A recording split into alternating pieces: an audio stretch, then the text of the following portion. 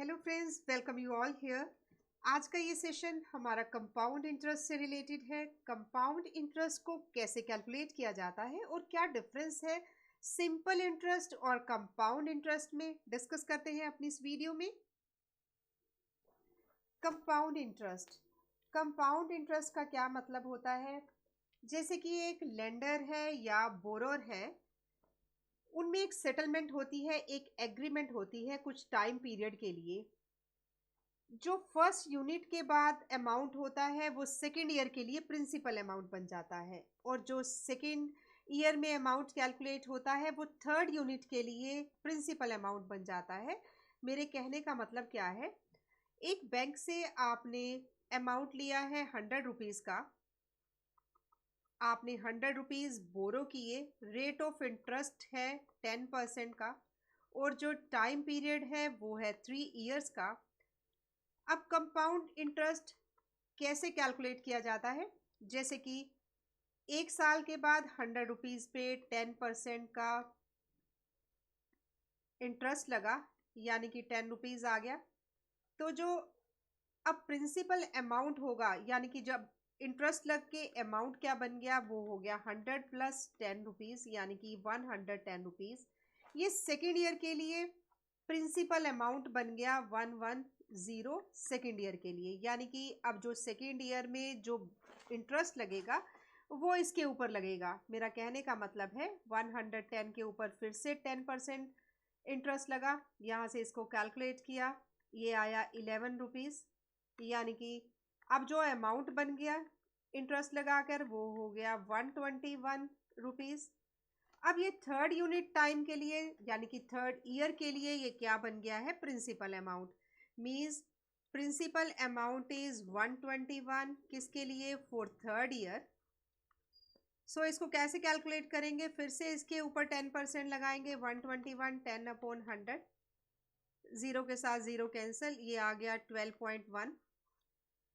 अब जो अमाउंट हुआ वो है 12.1 प्लस 121, इसको सॉल्व किया, ये बन जाएगा 1, इसमें 12 को ऐड किया, 133.1 रुपीज़। यानी कि अगर आपने 100 रुपीज़ बोरो किए हैं बैंक से 10% के हिसाब से फॉर 3 ईयर्स, तो आपको इतना अमाउंट वापस करना पड़ेगा बैंक को, 133.1 रुपीज़। सो अब इंटरेस्ट क्या होता है? सिंपल इंटरेस्ट, जो हम अपना ऑलरेडी अपनी प्रीवियस वीडियो में डिस्कस कर चुके हैं। सिंपल इंटरेस्ट कैसे कैलकुलेट किया जाता है? बैंक से आपने सेम अमाउंट यानी कि 100 रुपीज़ लिया, सेम आपका रेट ऑफ इंटरेस्ट 10% है और टाइम पीरियड 3 ईयर्स है। सिंपल इंटरेस्ट को कैसे कैलकुलेट किया जाता है? 100 रुपीज़ के ऊपर 10% का इंटरेस्ट लगाया, तो ये आ गया है 10 रुपीज़, 10 रुपीज़ आ गया। सो ये 1 साल का आपका इंटरेस्ट है। सेकेंड ईयर के लिए फिर से 100 के ऊपर 10% लगाया, तो ये आ जाएगा 10 रुपीज़।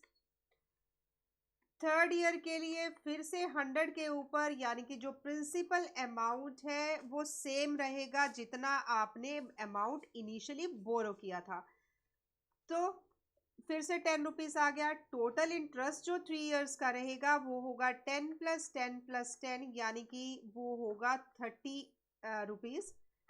यानी कि 3 साल का जो सिंपल इंटरेस्ट है 30 रुपीज़, जो एनुअल अमाउंट है वो है 100 प्लस 30, यानी कि 130 रुपीज़। यानी कि बैंक से अगर 100 रुपीज़ बोरो किए हैं तो 130 रुपीज़ क्या करने पड़ेंगे? वो रिटर्न करने पड़ेंगे। सो ये है difference between the compound interest and simple interest. इस तरीके से आप सिंपल इंटरेस्ट और कंपाउंड इंटरेस्ट को कैलकुलेट करते हैं। अब कंपाउंड इंटरेस्ट फाइंड आउट करने के कुछ फॉर्मूलाज हैं जिसकी हेल्प से आप अपनी प्रॉब्लम्स को इजीली सॉल्व कर सकते हैं। जैसे कि हमारी फर्स्ट कंडीशन क्या हो सकती है? अगर हम फर्स्ट कंडीशन की बात करें तो फर्स्ट कंडीशन हमारी, जैसे कि अगर हमारा interest, when interest is compounded annually, interest is compounded annually, अगर हमारा इंटरेस्ट एनुअली है तो अमाउंट क्या होगा, हम अमाउंट कैसे कैलकुलेट करते हैं, P 1 plus R upon 100 raise to power n। R का मतलब रेट ऑफ इंटरेस्ट, P का मतलब प्रिंसिपल अमाउंट एंड n का मतलब टाइम पीरियड। अगर बात हाफ ईयरली की होती है यानी कि आधे साल की होती है तो हमारा अमाउंट रहेगा P 1 प्लस R बाय 2 यानी कि half year divided by 100 raise to power 2n। इस तरीके से आप फॉर्मूला याद करके, फॉर्मूला को मेमोराइज करके आप कंपाउंड इंटरेस्ट को इजीली कैलकुलेट कर सकते हैं। फर्स्ट हमारा है when interest is compounded annually, तो अमाउंट ये होगा। अगर interest is compounded half yearly यानी कि 6 मंथ के लिए, तो आप इस फॉर्मूला से इसको कैलकुलेट कर सकते हैं। Next is third case is quarterly. अगर इंटरेस्ट इज कंपाउंडेड क्वार्टरली अगर इंटरेस्ट कैलकुलेट करना है तो हमारा फॉर्मूला है अमाउंट के लिए principal amount 1 plus R upon 4 divided by 100 raise to power 4n। n का मतलब टाइम पीरियड, R का मतलब रेट ऑफ इंटरेस्ट, P का मतलब principal amount. Next case is fourth one case when interest is compounded annually but time is in fraction।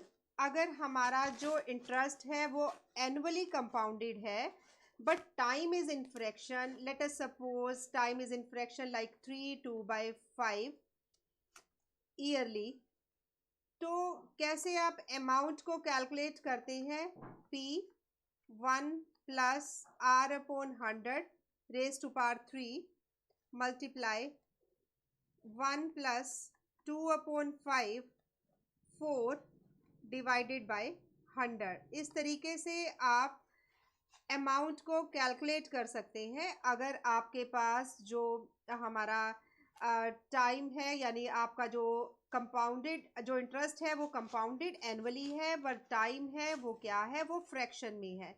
सो 3/2/5 का मतलब आपने यहाँ से ये वाला 3 उठाया, यहाँ पर लिखा, और 2/5 यहाँ से यहाँ पर लिखा। सो इस फॉर्मूला की हेल्प से, इस फॉर्मूला को आप मेमोराइज करके इजीली कंपाउंड इंटरेस्ट को कैलकुलेट कर सकते हैं, अपने अमाउंट को कैलकुलेट कर सकते हैं।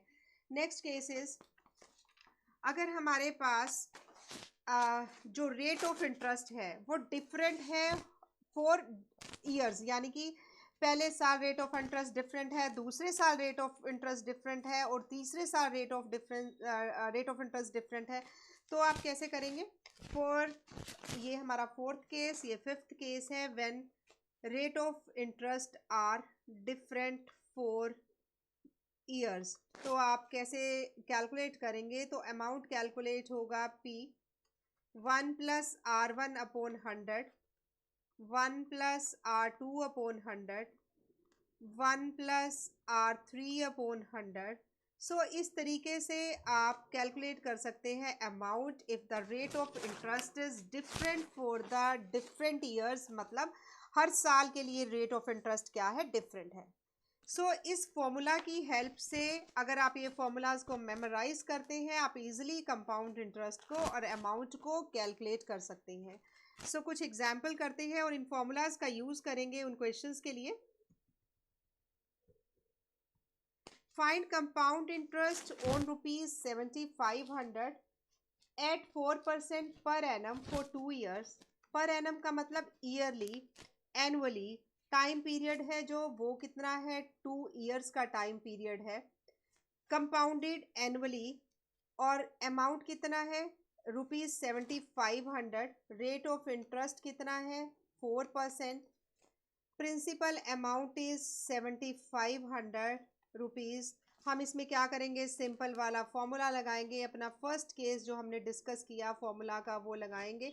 इसमें क्या होगा हमारे पास फॉर्मूला, ये होगा प्रिंसिपल अमाउंट यानी कि 7500 1 प्लस R अपॉन, यानी कि R हमारा रेट ऑफ इंटरेस्ट यानी कि 4 divided by 100 raise to power n। n का मतलब time, small n is 2 years. So यहाँ पर हमारा फॉर्मूला जो लगेगा वो क्या होगा, 1 + 4/100 रेज़ टू पावर 2। सो इस तरीके से हम इसको कैलकुलेट करेंगे। 7500 1 प्लस यानी कि 104 divided by 100 raise to power 2। LCM लिया, सॉल्व किया, रिजल्ट आया 7500 multiply 104 divided by 100, 104 divided by 100। ये दो जीरोस के साथ क्या कैंसिल की हो गई। हमारे पास रिजल्ट आया 75 multiply 104 again multiply 104 divided by 100। इसको मैंने सॉल्व किया, सॉल्व करके जो मेरा अमाउंट आएगा 8112 आएगा।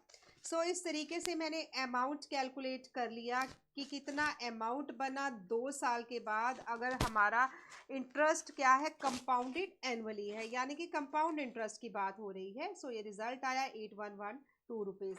अब कंपाउंड इंटरेस्ट कितना है, इसको हम कैसे कैलकुलेट करेंगे। जो हमारा अमाउंट आया है 8112 माइनस प्रिंसिपल अमाउंट 7500 रुपीज़, इसको मैंने सब्ट्रैक्ट किया, सब्ट्रैक्ट करके ये रिजल्ट आएगा 600 + 1 यानी कि 612 रुपीज़। यानी कि कंपाउंड इंटरेस्ट लगा है अमाउंट पे 612 रुपीज़। यानी कि अगर आपको फॉर्मूलाज मेमोराइज हैं, आपके माइंड में फॉर्मूलाज हैं, तो आप इजीली कैलकुलेट कर सकते हैं कंपाउंड इंटरेस्ट को। नेक्स्ट क्वेश्चन इज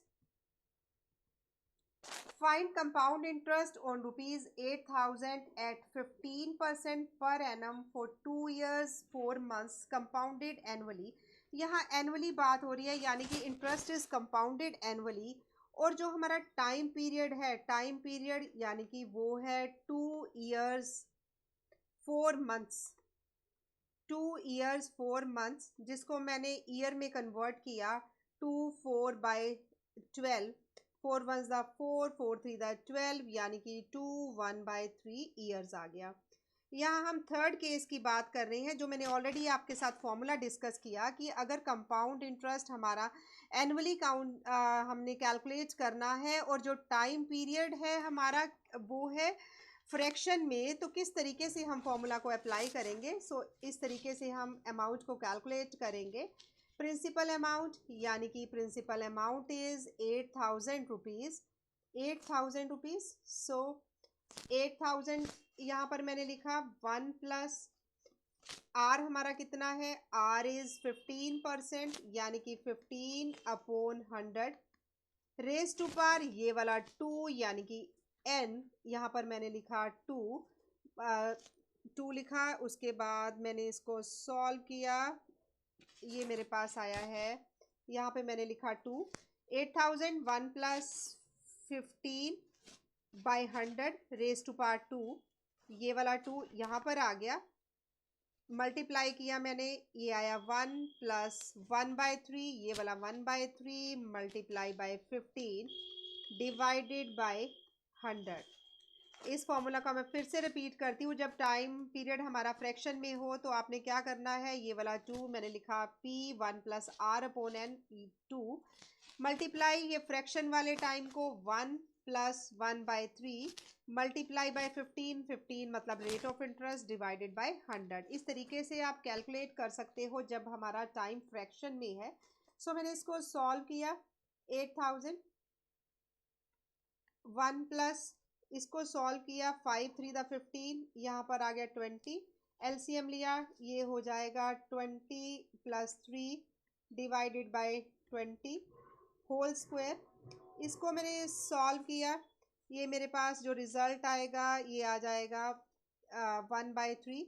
इसको भी मैंने इस तरीके से सॉल्व किया, 1 + 1/3 यानी कि 3 5 15, और यहाँ से मैंने इसको सॉल्व किया 5 5 20, यहाँ पर आ जाएगा 21/20, ये हो जाएगा 8000 सॉल्व करने पर 23/20, 23/20 multiply by 21/20।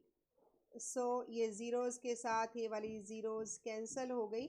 2 to the 4 to the 8, ये हमारे 2 इसके साथ कैंसिल हो गए। हमारे पास बचा 23 मल्टीप्लाई बाय 23।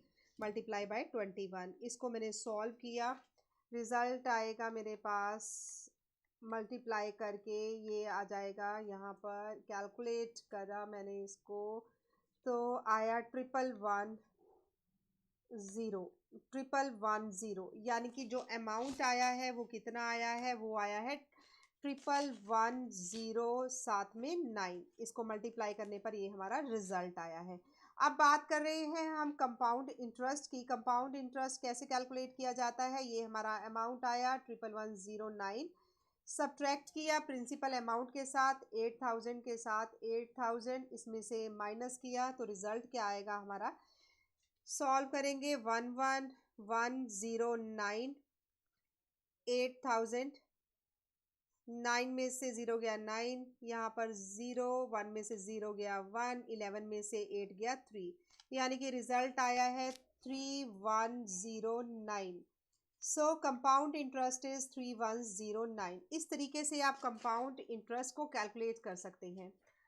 आज की वीडियो में बस इतना ही। कुछ नए क्वेश्चंस के साथ और कुछ नए फॉर्मूलाज के साथ मिलेंगे आपको अपनी नेक्स्ट वीडियो में। Till then, bye bye, take care, thanks for watching and keep supporting us.